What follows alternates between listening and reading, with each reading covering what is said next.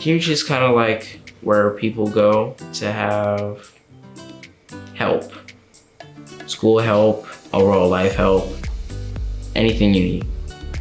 My brother used to go to Teen Reach, and so when I got older, I took that after him. My dad was never home, so my mom was always working and I had to have a babysitter. So I was like, okay, I need homework help and I need help with my problems I was having. And when I started going to Teen Reach, I started becoming more aware of the things that I was doing and the things that I was needing.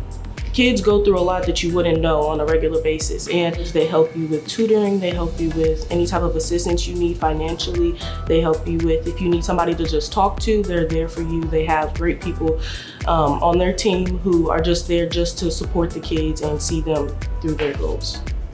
The main goal is just to make kids successful in life and show them the route they need to take. To help students thrive and become successful people, really. It's an organization that helps you with life skills, situations, homework, and things that you need. After school, they're there. During school, they'll come talk to you. They'll do whatever they can do to make you know that you have somebody in your corner, and they do whatever they need to do to just show you that not everybody is the same, and they do a great job of that. It's like a helping hand, like the thing that we needed, like to support people and make them like stronger. I have a wonderful experience with activities and homework and having fun. I've known so many kids who have just came to have somebody to talk to, and it's a good feeling because they don't ever make you feel bad about asking for help. Teen Reach has really become like a great thing to come to and help other kids. So My grades improved a lot. Made a lot of friends. It's been pretty great. It makes me feel better about the future.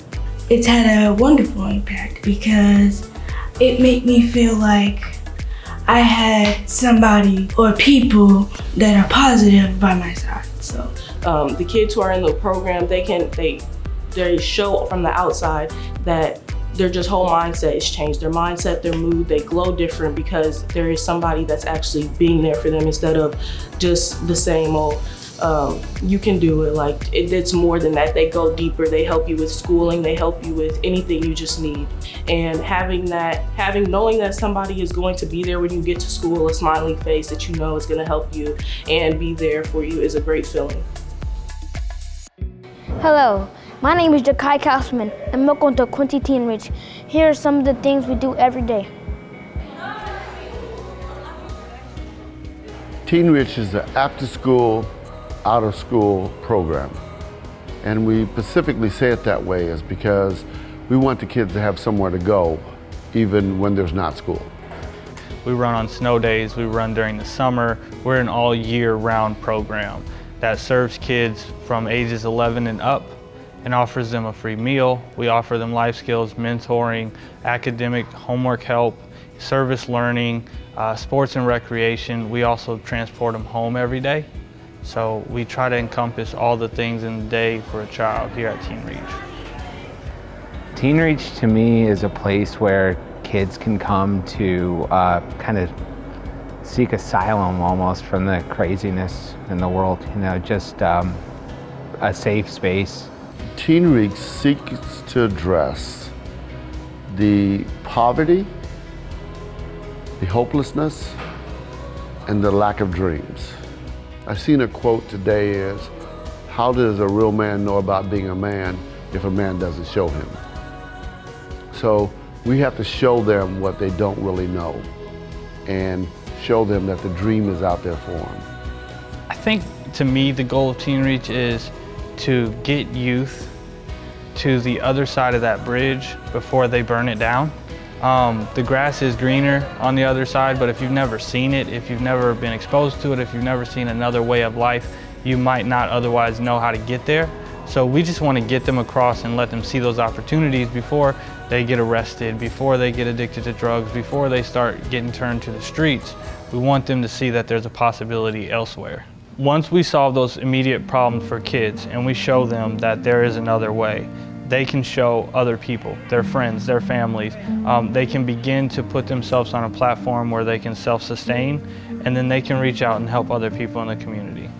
There's something that is truly valuable about consistency, and that's what we do. To know I have food, to know I have a ride, to know that I don't have to go hungry, it allows me to focus on what's really important, and that's individual growth, whether it be in education, whether it be in character, whether it be in personality. I can focus on what's really important because my basic needs are being met, and I know they're going to be met. I can count on it. If we don't fix these problems, if we don't show kids that education is important, then they just become a statistic for our system. You'll build more jails. You'll have more homeless people. You'll have people that is not productive in our community. Generational poverty is one of our biggest components. I really highly believe the difficulty of parenting today is we're at several generations of kids that's not learning. Kids that see like they have no hope or seem like they have no way to go other than to the streets. So our immediate problem is that we try to give them somewhere to go where they can feel safe and comfortable. We need to break that cycle.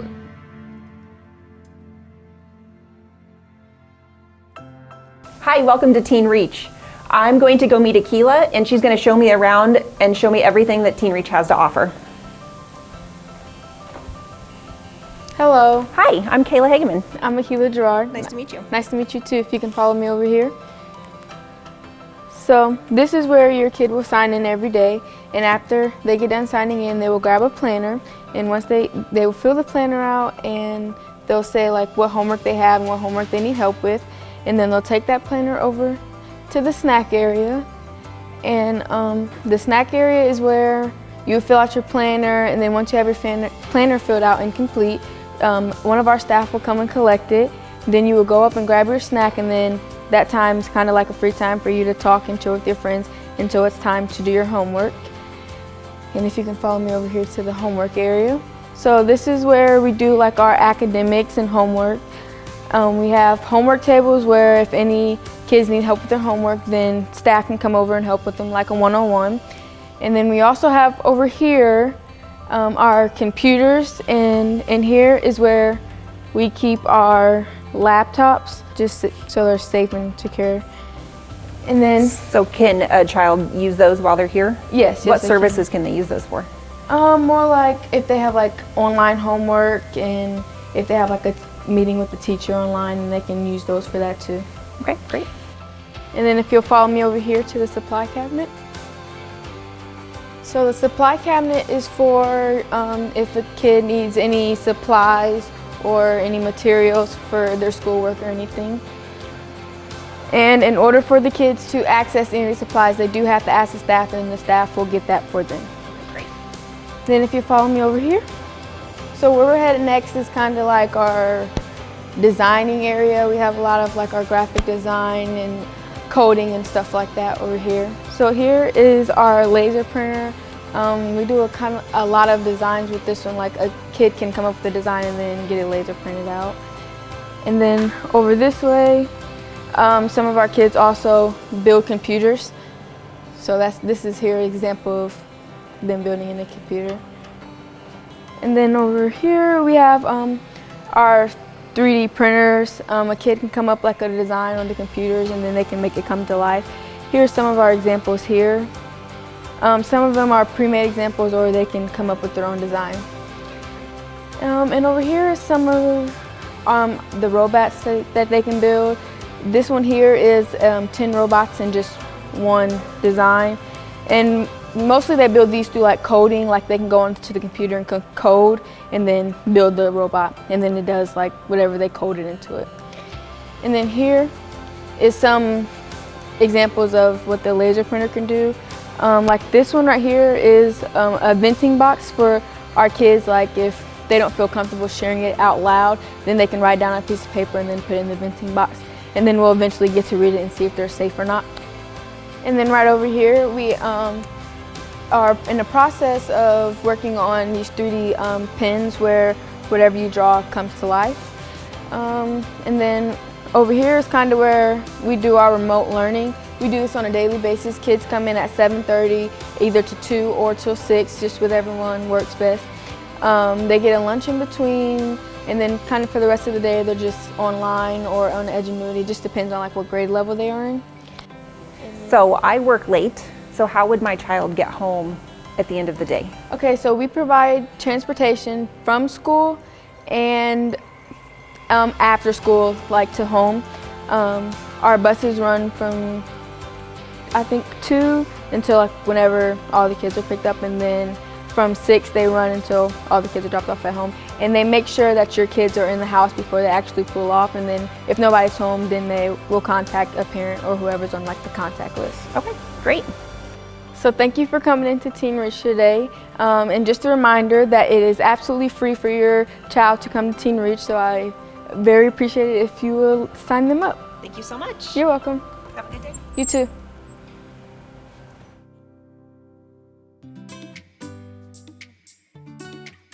So here we are at our robot station. As you can see, here's our many different robots. We have 4 different ones. All of our robots we have to build from scratch. They all come disassembled. In order to get the robots to work, we have to do block coding. And here's an example right here on this box. This robot here is our MBot Ranger. This one here is our MBot S. And then we also have an ultimate robot, and this is 10 robots in one. They can do several different things, and also comes with an arm. And now I'm going to pass it off to Chris Adi, and he's going to explain the laser printer. Yeah, so we have our laser printer here. It can work on dozens and dozens of different materials. It can either engrave or cut. So here's an example of like something that it can engrave. This is a piece of cardboard or plywood, and then we've got a design on the back. It can also cut into things, which is really cool. Now I'm going to show you a quick demonstration of how that works here.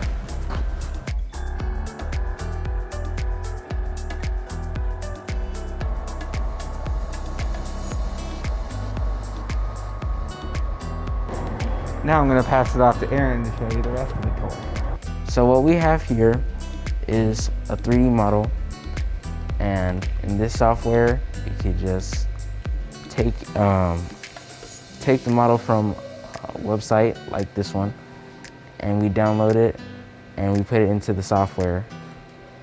So what this does, it takes it layer by layer. I'll show you like that.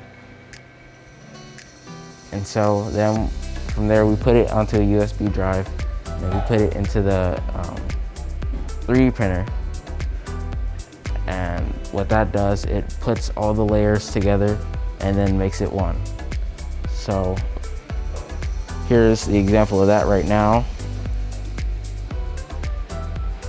So over here we have some models that we made in the past.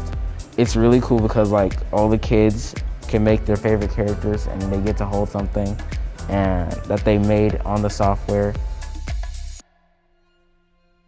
The education services Teen Reach provides is homework help, online help, communication with the teachers, test prep, college bound. We help with all of it. We have students that tutor young students. We have adults that come in and tutor young students. We have Beta Club from the high school that comes in and tutors our elementary kids. We have an individualized educator here that goes around and helps kids that are remote learning or that are getting homework help every single day.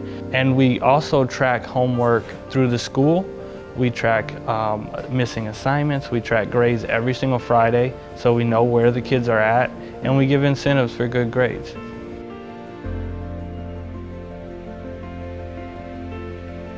So our programs at Quincy University that we partner with Quincy Teen REACH include our Summer Institute, which is a STEAM camp, where our Quincy University teacher education students will teach the courses all through the week-long program, and then the Quincy Teen REACH students come to us for that. And then we also have one of our courses that's required for the teacher education program and assessments, and Christina will talk about that. And with that, our students in my assessments class come here and they partner up with students. They give them pre-tests, they teach them each week and give them formative assessments, and then at the end they give a final assessment and see how much growth they've had, and then my students use that as practice to do their ed TPAs that they need, so we kind of both help each other out. The students here get to see their growth and my students get to see their growth in their stuff too. And we are just now starting to try getting my students here to do some mentorship with them. So here in a couple of weeks we're going to do a Fear Factor event on a Saturday where my students come and help do the activities here with the students here. Well, I think one thing for the STEAM camp, the Institute, is that we really wanted to bring youth onto our university campus so they could kind of be familiar with how a college campus works. And it was nice seeing them actually, you know, this is what your college classroom is going to look like. This is what the cafeteria is like. They were able to eat in the cafeteria, and they were able to go and use the outside facilities, the basketball courts, things like that. So in essence, other than living on campus, they were doing many of the things that our students on our campus would do. That was a really cool thing for them to do, to just kind of plant the seed in their mind like, hey, this is obtainable, you know, and I think that was one of the main reasons we did that.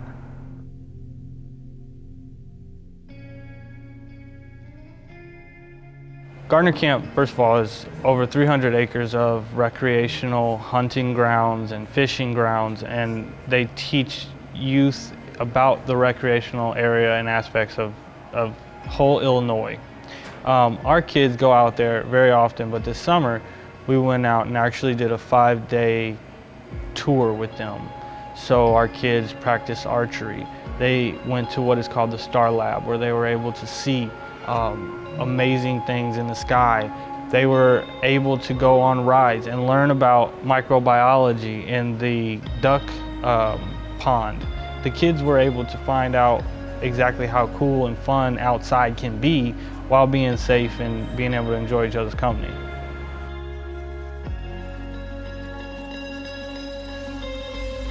STEM is not a new concept, but it has recently been added to our core services.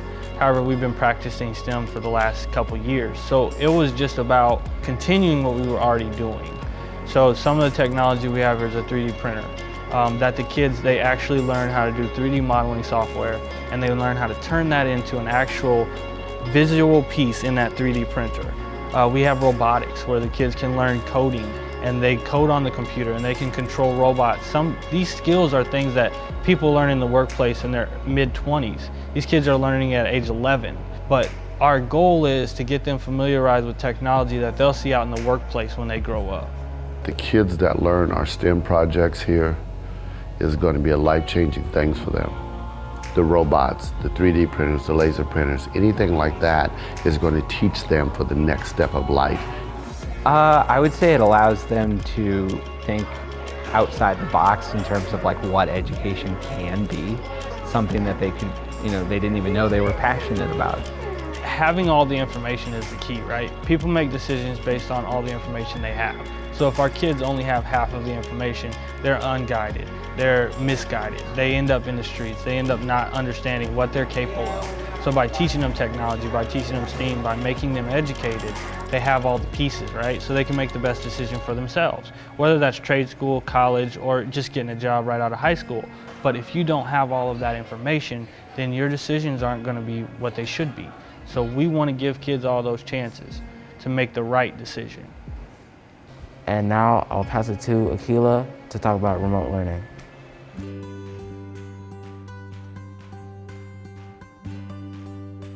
We are at our remote learning area.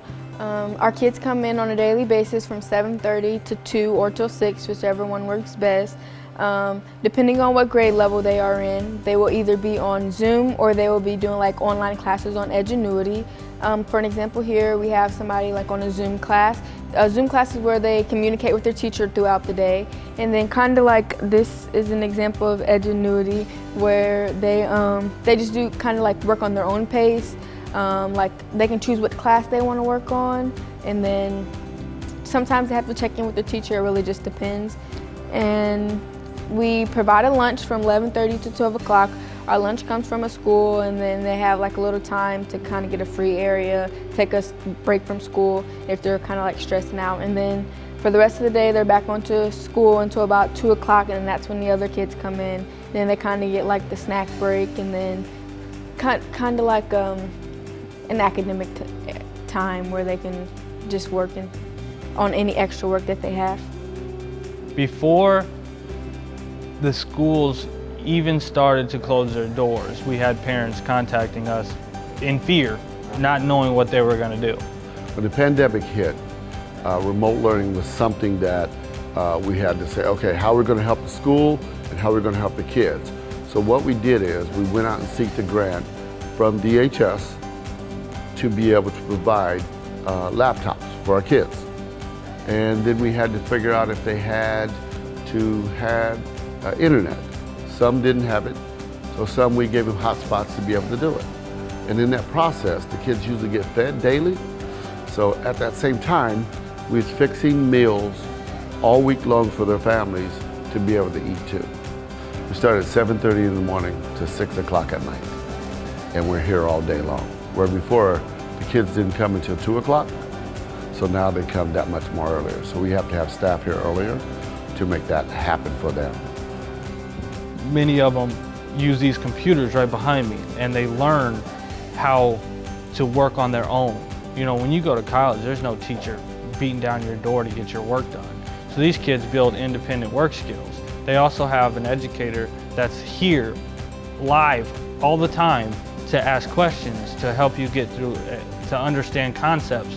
They have help here, and they have an opportunity here to work without the 100 other stimuli that they would have at school.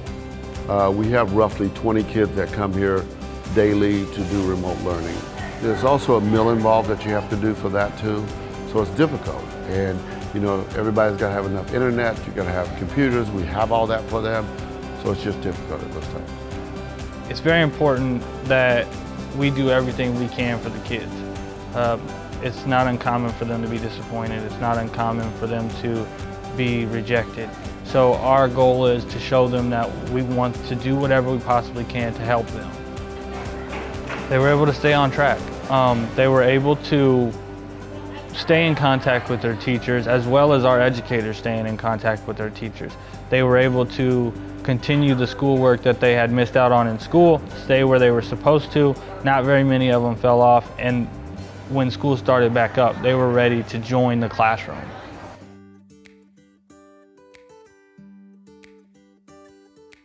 Another thing that we provide at Teen Reach is service learning.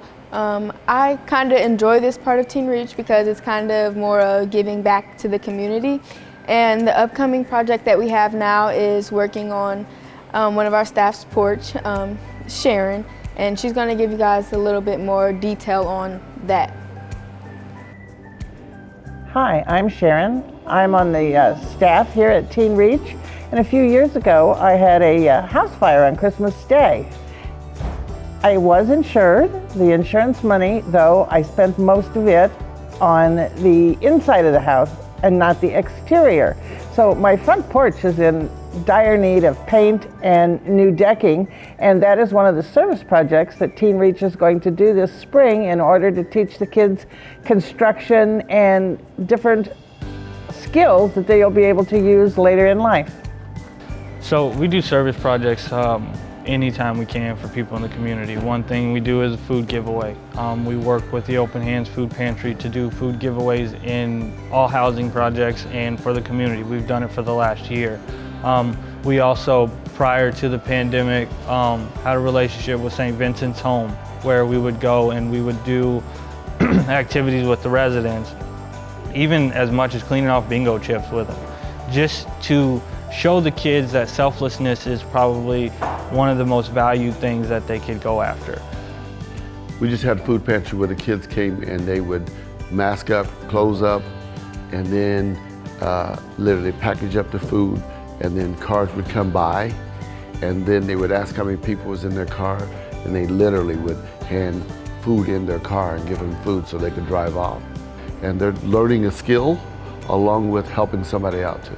to serve others, to be selfless, to give what you have to help someone else succeed is how anyone gets up that hill. So if we can teach our kids at a younger age that it's not bad to put your hand out and help someone, then when they get older, there's that community, there's that welcoming community that we want to see as adults and as people that want to see the future bright. Because otherwise you're going to have a bad community. When all you see is bad, from a community standpoint, well, how do you break them out of that cycle? Is by showing them something else that will help the community get better.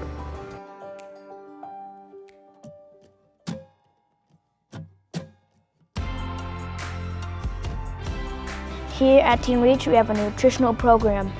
The nutritional program requires meat, grains, vegetables, fruit, and dairy.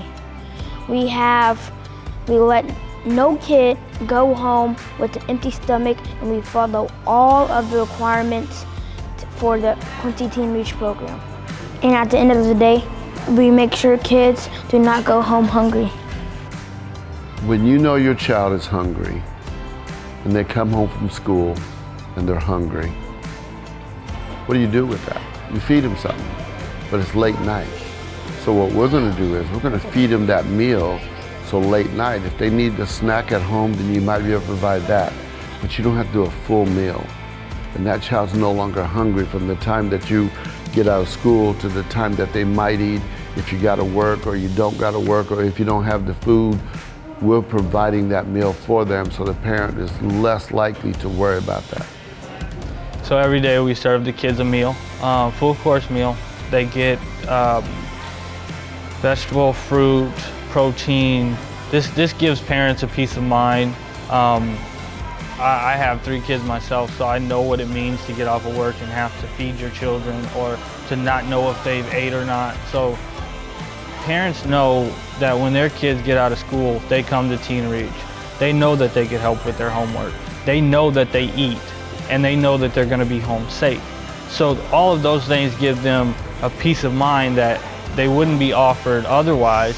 And we serve the kids every day. Not only serve them, but the kids serve each other. The kids clean up after themselves. They learn life skills through dinner time. They learn life skills through sitting at the table. They get mentoring by sitting at the table. Every single staff member is encouraged to sit at a table because a lot of our kids don't have family dinners. So we do it here. It's important because kids are more productive when they're not worried about hunger. Kids can do these fun things, the educational things, the life skill changes when they're not hungry. So if you don't provide that, why would you think that it's not important to not give a meal when a child is hungry because all they're thinking about is hunger? So we take that away from them.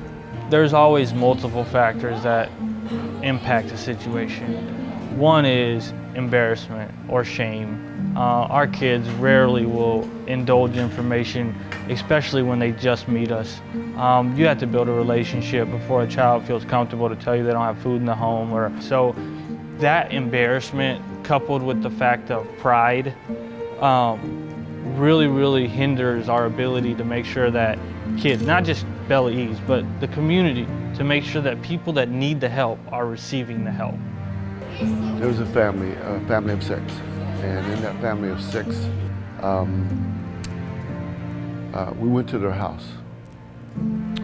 And Grandpa was outdoors and he was working on the truck. And so I said, we got this meal for you. He says, what are you bringing me a meal for? You think I don't have no food? I said, no, that's not it. We're providing all of our Teen Reach kids food. So we're just providing the food is. He came up to me and he hugged me. And I said, oh, okay. He goes, we haven't eaten in 2 days. And so we made sure that he got that meal for every 2 days. We got that meal so he can feed his family.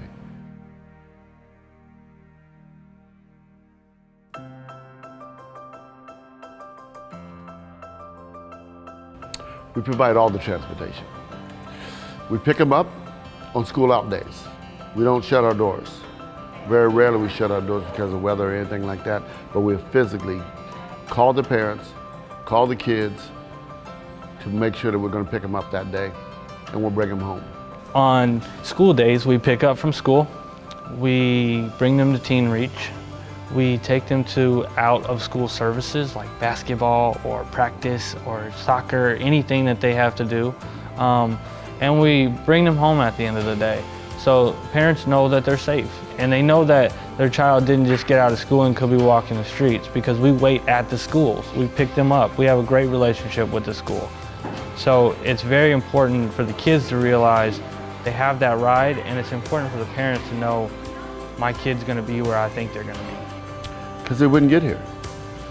Because the parent has difficulty just getting them home, let alone somewhere else to help them with their academics or give them some food. So it provides a necessary to make sure that they're getting all the things that they need. There's a big portion of our families that don't have transportation, and they use public transportation, or they don't have that option. So if we did not have transportation, first of all, we wouldn't have as many kids as we do. And second of all, there would be a lot of parents that would be struggling. There's parents that have to go get groceries, so their kids being able to come here and them not having to take 4 kids to the grocery store is a benefit for them. So all of those things are encompassed when we pick their children up and drop them off safely. The transportation is huge from the standpoint of, as a parent, if you know somebody's taking care of your child, that lessens your load as a parent. And by lessening your load as a parent, then you can trust that these things are getting done, and you can just add to it to make it better for your child. Some of these don't have that, so we're trying to help them with that. They know they're going to get a ride home. They know they're not going to be left out in the cold. They know they're not going to be left in the heat. The parents know that they're going to be safe with us from school to home.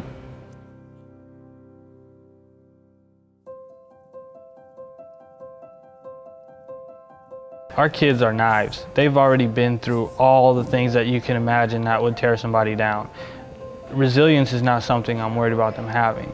It's something that they all have and is an advantage for them. We need to give them the hope and the confidence to go through that and use that resilience through all the tough times, surviving the dip, so they can find success. Our kids immediately are more comfortable speaking with people. They're more comfortable getting themselves heard. They're more comfortable asking for help. And those immediate impacts help them in school, help them in life.